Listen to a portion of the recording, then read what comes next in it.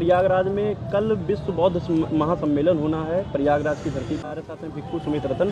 सबसे पहले सर आपका बहुत बहुत स्वागत है। बहुत बहुत धन्यवाद, आपके सभी दर्शकों को बहुत बहुत बधाई, मंगल कामनाएं। सर यहाँ कार्यक्रम स्थल पे हैं, किस प्रकार की तैयारी चल रही सर? देखिए, आज पूरी रात हम लोग यहाँ जग कर के, हम अकेले नहीं, हजारों उपासक टेंट लगा रहे हैं, खाने का बंदोबस्त कर रहे हैं, और जो लोग लगभग 1000 के लगभग लोग आ गए हैं प्रयागराज में, उनको जगह जगह मैरिज होमों में, हॉलों में, होटलों में रुकवाने का प्रबंध कर रहे हैं।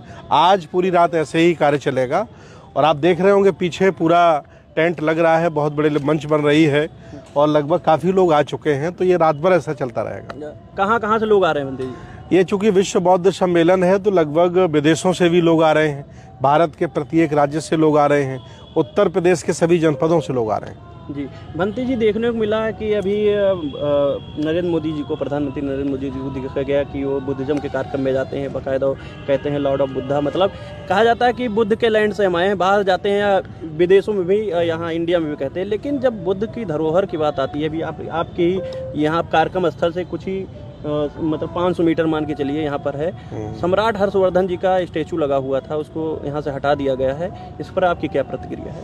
देखिए, जब राजनीति में दोहरे चरित्र के नेता स्थापित हो जाते हैं, तो करनी और कथनी में उनका अंतर होता है। अगर ऐसे लोग घरों में होते तो घरों में भी यही हाल होता है, शासन प्रशासन में होते तो शासन प्रशासन में भी यही हाल होता है। लिहाजा वर्तमान में राजनीति में दोहरे चरित्र के लोग ज़्यादा स्थापित हो गए हैं, क्योंकि उनका दिखाने वाला कुछ नज़रिया होता है और आंतरिक भावना अलग होती है। ऐसे ही मोदी जी हैं, क्योंकि भारत में ऐसा कोई पर्सनालिटी नहीं है बुद्ध के अलावा कि पूरी दुनिया को संबोधित करते ये मोदी जी कह दें कि मैं किसी और की धरती से आया हूँ, बुद्ध का ही नाम लेना पड़ेगा। लेकिन जब यहाँ आ जाते हैं तो बुद्ध को भूल जाते हैं, तो उनका जो दोहरा चरित्र है वो प्रदर्शित होता है, और दोहरा चरित्र आम जनमानस के लिए, लोकतंत्र के लिए, भारत के लिए बहुत घातक होता है। भंते जी इतना बड़ा कार्यक्रम कर रहे हैं, लोगों का कहना है कि भंते जी क्या चुनाव लड़ेंगे आने वाले समय में? क्या आप चुनाव लड़ना चाहते हैं? डायरेक्टर बड़ा होता है कि एक्टर बड़ा होता है? मैं आपसे पूछ रहा हूँ। डायरेक्टर के इशारे पर एक्टर नाचता है। हम लोग विचारधारा के लोग हैं, लगभग 18 देशों में राष्ट्राध्यक्ष बौद्ध हैं। आने वाले समय में जिस दिन मैं SC OBC लोगों को ये समझा लूँगा कि आप इस देश भारत के पुराने राजा महाराजा हो, तो मेरे इशारे से यहाँ राजा बनेंगे, MP MLAs बनेंगे। ये मेरा जो बड़ा पद है, मैं MP MLA बन करके इसका डिमोशन नहीं कराना चाहता हूँ। डिमोशन हो जाएगा नेता बनने के लिए हमारे लिए, इसलिए वो बहुत छोटा पद है। हमारे उपासक लोग MP MLA बने, हम धर्मगुरु ही बहुत हैं। नहीं, आपका फोटो अखिलेश यादव जी के साथ देखने को मिलता है, लोग कहते हैं कि समाजवादी पार्टी के समर्थक हैं आप। अखिलेश यादव जी के साथ फोटो सोशल मीडिया में वायरल हो गया है। अभी आप प्रियंका गांधी जी का फोटो नहीं देखे होंगे, राहुल गांधी जी का फोटो नहीं देखे होंगे, मल्लिकार्जुन खड़गे हमको खाना खिला रहे नहीं देखे होंगे, माननीय बहन जी जब मुख्यमंत्री थी तो हमको दान दे रही हैं, आप नहीं देखे होंगे। सभी नेताओं के हम जाते हैं, मकसद है विचारधारा बड़ी है, व्यक्ति बड़ा नहीं है। पूर्व संध्या पे क्या लोगों को संदेश देंगे जो कल आना चाहते हैं? बहुत बहुत बधाई देता हूँ प्रयागराज की जनता को और आसपास के सभी लोगों को, उन्होंने बहुत हमारा साथ दिया। हम चूँकि शिकायत नहीं करते हैं, आलोचनाएं नहीं करते हैं, उससे हमने विजय पा ली है। सारे लोग अच्छे हैं, बहुत अच्छा है। मुझे बहुत उम्मीद है कि बहुत बड़ी संख्या में लोग आएंगे और ये कार्यक्रम इतिहास दोहराएगा। सम्राट हर्षवर्धन ने प्रयागराज की धरती पर बौद्ध समागम करके इतिहास बनाया था। आज हम उनके अनुयायी, उनकी विरासत को जानने मानने वाले फिर इतिहास दोहराएंगे, ऐसा मेरा संकल्प है और वो संकल्प पूरा होने जा रहा है। बहुत बहुत धन्यवाद। Thank you. आप लोग देख सकते हैं साथियों, विश्व बौद्ध महासम्मेलन चालू हो चुका है प्रयागराज की धरती से, और आप देख सकते हैं कितनी अधिक जनसंख्या की तादाद में यहाँ पर देश एवं विदेश से लोग आए हुए हैं। आप लोग देख सकते हैं, और कुछ ही देर में बुद्ध वंदना, धम्म वंदना, त्रिशरण और पंचशील चालू होने वाला है। आप लोग देखेंगे कि भंते स्वरूपानंद जी तमाम देश एवं विदेश से पधारे हुए सभी अतिथियों को, सभी उपासक उपासिकाओं को त्रिशरण और पंचशील ग्रहण कराएंगे। याचना बंदे जी आपको धर्म पंचशील देने जा रहे हैं। आप सभी लोग हाथ जोड़ लें, खड़े हो जाएं, पहले वो याचना कराएंगे, फिर शील ग्रहण कराएंगे, ठीक है ना? धन्यवाद। कराइए आप सभी लोग हाथ जोड़ लें, भगवान बुद्ध और बाबा साहब के सम्मान में। आप सभी बहुत बहुत मंगल कामना। इतनी बड़ी संख्या में आप उपस्थित हैं, तो याचना जैसा हम कहें वैसा दोहराइएगा। ओकाश ओकाश अहं बन्ते तीसरणेन सापञ्चशीलं धम्मं याचामि अनुग्रहं कृत्वा शीलं देतमे भन्ते द्वितीयं पे ओकाश अहं बन्ते तीसरणेन सापञ्चशीलं धम्मं याचामि अनुग्रहं कृत्वा शीलं देतमे भन्ते तृतीयं पे ओकाश अहं बन्ते तीसरणेन सापञ्चशीलं धम्मं याचामि अनुग्रहं कृत्वा शीलं देतमे भन्ते यमहं वदामि तं वदेत् बोलिए आमन्ते। नमो तस्स भगवतो अरहतो सम्मा सम्बुद्धस्स नमो तस्स भगवतो अरहतो सम्मा सम्बुद्धस्स नमो तस्स भगवतो अरहतो सम्मा सम्बुद्धस्स नमो तस्स भगवतो अरहतो सम्मा सम्बुद्धस्स नमो तस्स भगवतो अरहतो सम्मा सम्बुद्धस्स नमो तस्स भगवतो अरहतो सम्मा सम्बुद्धस्स बुद्धं शरणं गच्छामि बुद्धं शरणं गच्छामि धम्मं शरणं गच्छामि धम्मं शरणं गच्छामि संघं शरणं गच्छामि शरणं गच्छामि यम्पि बुद्धं शरणं गच्छामि बुद्धं शरणं गच्छामि यम्पि धम्मं शरणं गच्छामि धम्मं शरणं गच्छामि यम्पि संघं शरणं गच्छामि शरणं शरणं गच्छामि यम्पि बुद्धं शरणं गच्छामि बुद्धं शरणं गच्छामि यम्पि धम्मं शरणं गच्छामि धम्मं शरणं गच्छामि यम्पि संघं शरणं गच्छामि संघं शरणं गच्छामि शरणागमनं परिपूर्णं मुनि आमन्ते पाणातिपाता वीरमणि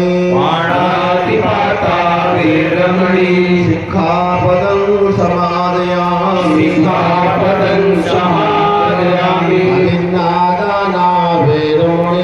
अधिन्नादाना वीरमणि सिक्खापदं समादयामि कामेषु मिच्छाचारा वीरमणि सिक्खापदं समादयामि मुसावादा वीरमणि सिक्खापदं समादयामि। क्योंकि बहुत ज्यादा समय नहीं मेरे पास, वक्ता बहुत है, तो कम से कम 10 मिनट का 10 से 12 मिनट का समय एक व्यक्ति के लिए निर्धारित हमने किया है। तो मैं चाहता हूं कि सबसे पहले आज के धम्म उद्घोष की शुरुआत, भाषण की शुरुआत देवरिया की धरती से आए आदरणीय चंद्रभूषण सिंह यादव जी के उद्बोधन से कराना चाहता हूं। आप लोग तैयार हैं? आदरणीय चंद्रभूषण यादव जी आए और अपना उद्बोधन दे, सब लोगों को संबोधित करें। और मेरा निवेदन रहेगा कि दूसरों की आलोचनाएं करते करते 75 साल हो गया। मैं पूछना चाहता हूं कि कि ये इतना अच्छा धर्म घर घर कैसे जाएगा, इस विषय में कुछ चर्चा हो जाए और कैसे ये विचारधारा बढ़े, इस पर चर्चा हो जाए। आदरणीय सुल्तानपुर से बहुत लोग आए। साथियों, आप जानते हैं विश्व में भारत की पहचान तथागत बुद्ध से है और बुद्ध के दर्शन से है। यहां तक कि हमारे देश के प्रधानमंत्री या राष्ट्रपति दुनिया के किसी भी देश में जाते हैं तो वहां पर भारत के विषय में भारत की ओर से प्रतीक के रूप में दूसरे देशों के राष्ट्राध्यक्ष को तथागत बुद्ध की प्रतिमा दी जाती है। और साथ ही साथ जब कभी शांति की बात आती है तो हमारे देश के प्रधानमंत्री जी भी कहते हैं हम उस भारत से आए हैं जहां बुद्ध पैदा हुए थे, और जहां बुद्ध की बात होती है वहां युद्ध की बात नहीं हो सकती है। ये भारत की पहचान बुद्ध से है। ये हमारी अतीत गौरवमयी संस्कृति है। हजारों साल तक ये भारत बौद्धमय था। नागवंश, कभी नागवंशी शासक, कभी हैयक वंशी, कभी रोक साम्राज्य, कभी रंगवंश, कभी मौर्य साम्राज्य, कभी पाल साम्राज्य और महाराज हर्षवर्धन तक ये सिलसिला लगातार चला आता रहा। आप जानते हैं ये जो कुंभ मेला का आयोजन इस संगम तट पर होता है, इसका भी श्रेय बौद्ध राजा महाराज हर्षवर्धन को जाता है, क्योंकि यह परंपरा उन्होंने शुरू की है। आज हमारी संस्कृति को लोगों ने चुराया है, हमारी संस्कृति को अपना कर अपना बताया है। ये हमारी संस्कृति की खासियत है कि लाख कोशिश किया लोगों ने मिटाने को, फिर भी हमारी बौद्ध धर्म की संस्कृति सबके सिर पर चढ़ करके बोलती है, कोई इसको मिटा नहीं सकता। आप जानते हैं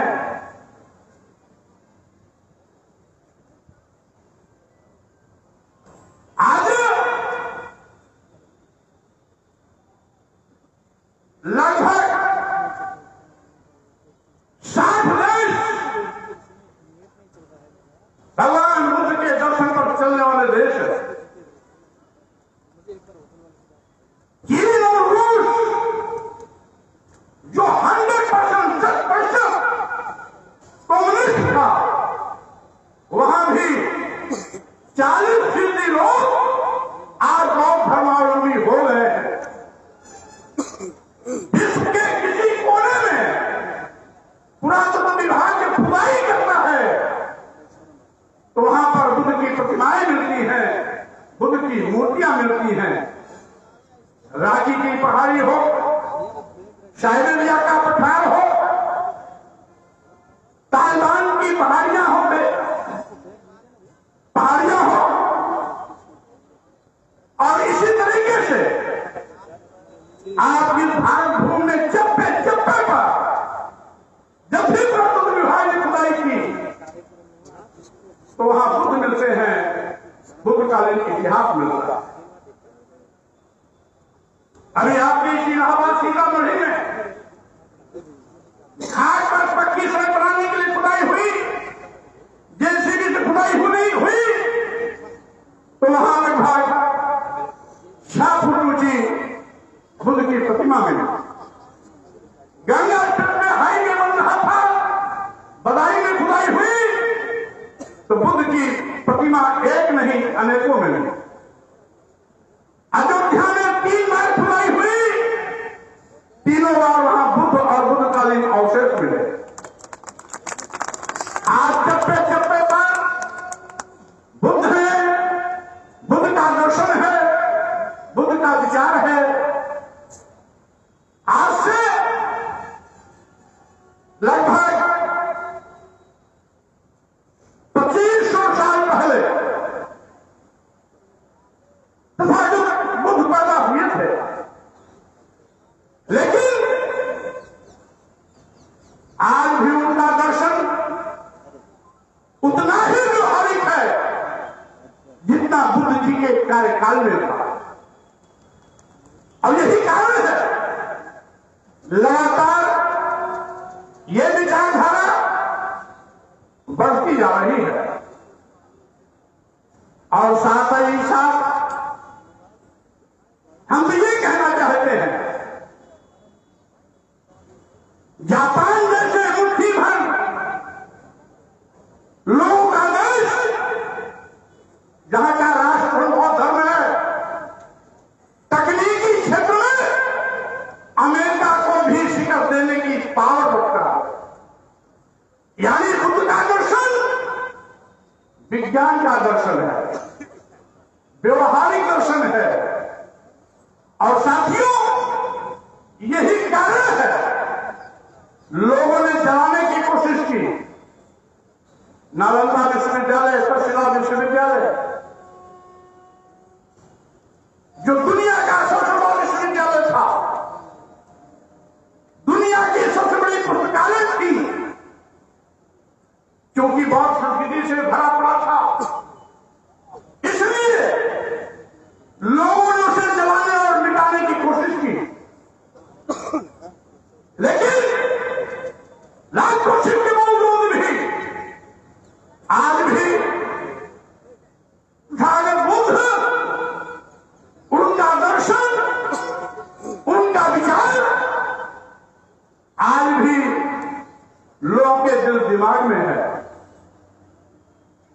साथियों, मैं कहना चाहता हूं,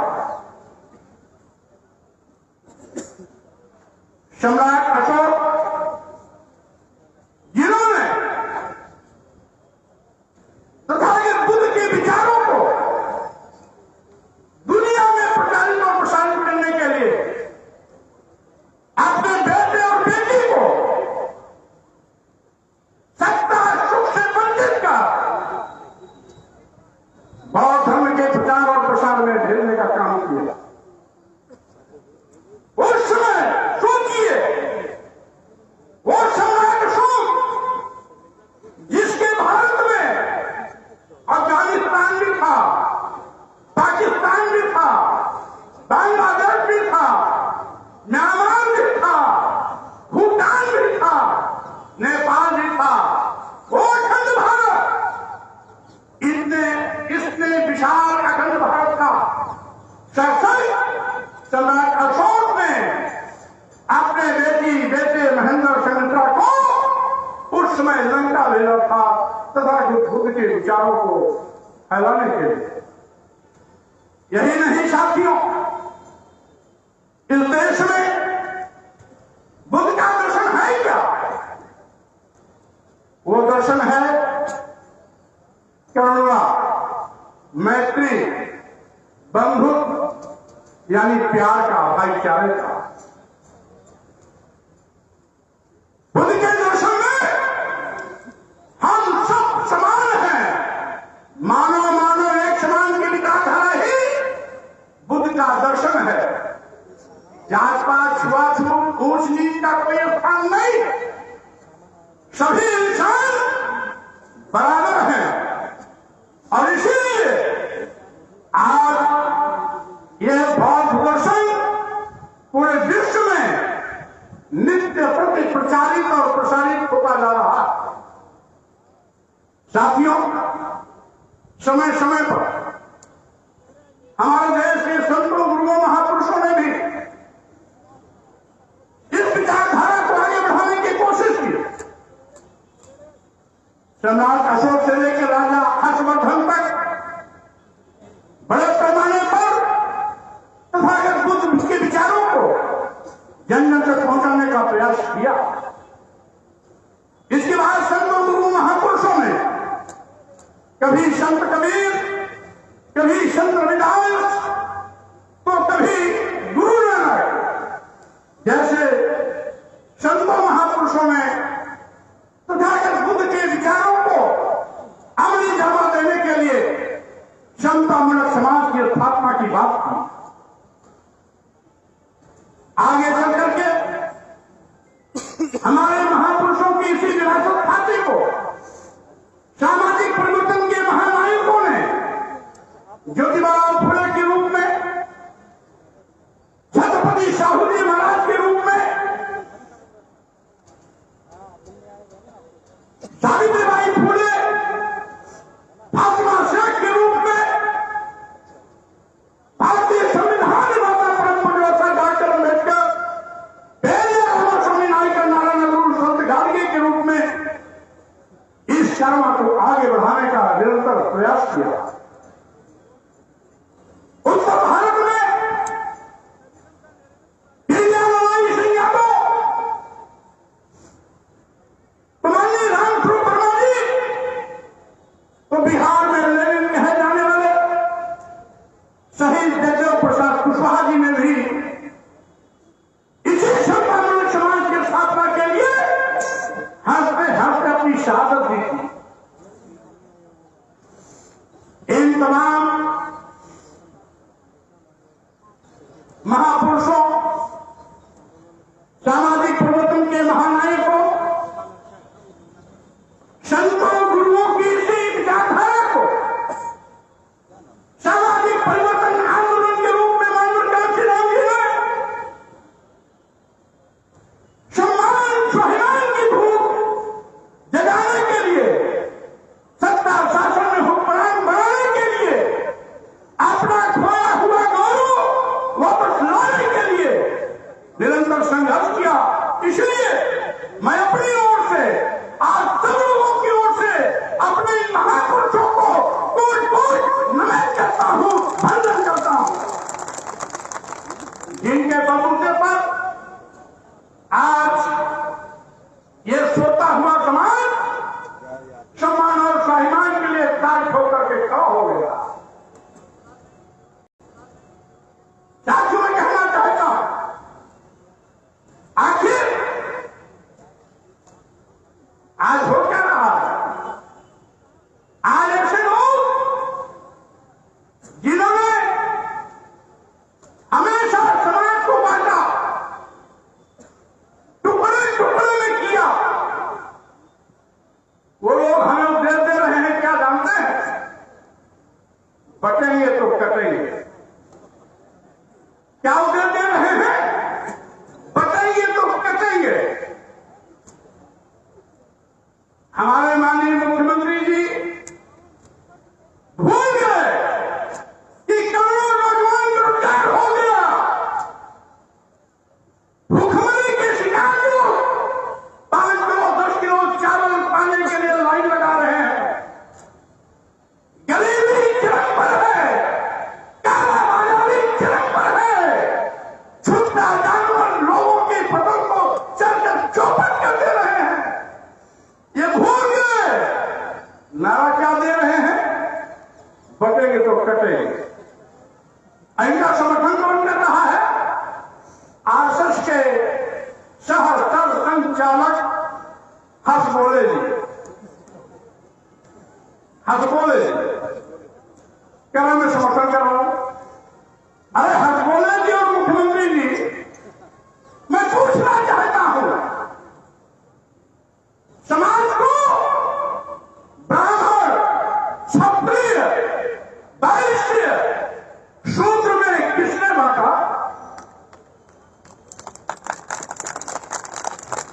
समाज में समाज को